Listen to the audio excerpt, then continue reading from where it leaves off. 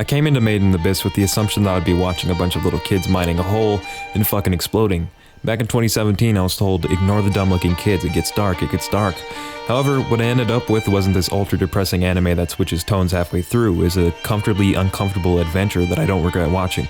What's going on, everybody? I'm Scamboli, and I'm going to be taking you through my experience of Made in the Abyss. There will be some slight spoilers, but I'll make a point of not including any major ones. Let's talk about the summary. 2,000 years ago, a monstrous pit was discovered in the ocean. It contains its own ecosystem and remnants of a lost civilization, so as a result, treasure hunters go inside to pick that shit up. However, once you go down, it becomes harder and harder to get back up. Returning from the first layer will induce dizziness and vomiting. The fourth layer will cause you to bleed out of every hole, including your asshole. And it gets more and more fucked up until return is impossible.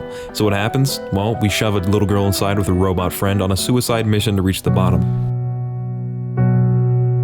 When you're getting into this anime, the start can feel slow. That being said, I think a lot of this setup was completely necessary to get a sense of the world and what exactly our mainish character Rico is giving up. The cool thing about the Abyss is you never know what the fuck's gonna crawl out. Oh shit! Alright! There's massive and different biomes that lead to infinite possibilities, so you can't predict what's going to happen next.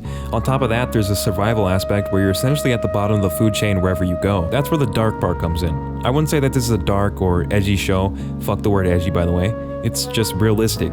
If you're 12 years old in a fucked up dungeon, you're gonna have a bad time. And this led me to thinking that at any moment one of these characters could die and somehow they don't overuse this to keep your attention. That's not why you watch the show. You don't see that a lot in entertainment. I found myself emotionally invested in the characters and genuinely interested in what happens next. Let's wrap this up. If you came here to cry, that's not why you should watch.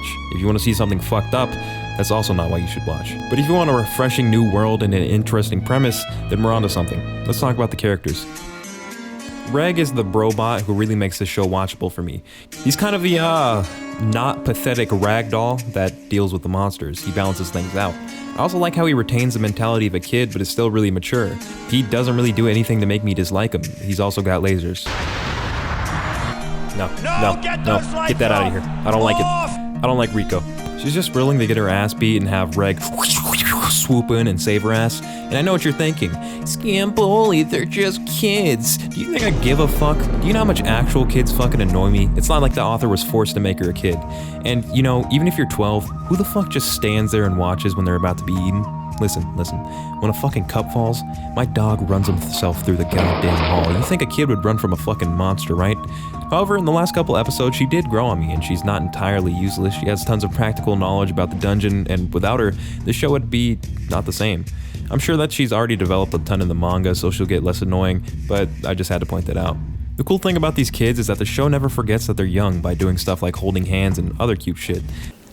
I like this. This is cute. I want this inside of me. The rest of the characters are all really intriguing and unique and serve to enhance the story, and that's what matters. These little encounters that they have become immensely more important when you realize that they'll never meet again. That's a really sick and unique aspect. Let's talk about art. I like good art. You like good art. But you know what anime producers like? Money. Spend less money and come out with a shittier product? Yeah, what are you, fucking stupid? But lately there's been prettier and prettier anime coming out every season, and Made in Abyss is something that stands out even among them. The stupid ass babies actually fit surprisingly well in serious scenes, and the animal designs are unique and imaginative. All the stuff like this creates a really believable world that you want to explore and know more about.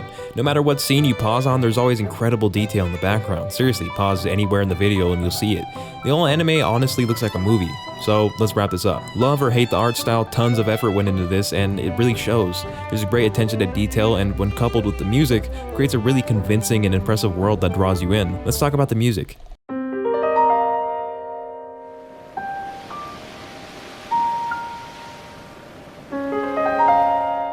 Whether you notice it or not, music has a deep effect on how you perceive a scene. Made in Abyss is an anime that understands that. Aussie composer Kevin Pinkin would flip through the manga and make a song based on what he was reading, and the results are an amazing mix of Breath of the Wild, Skyrim, Land of the Lustrous, and whatever random shit they could throw in to sometimes create a very unsettling atmosphere.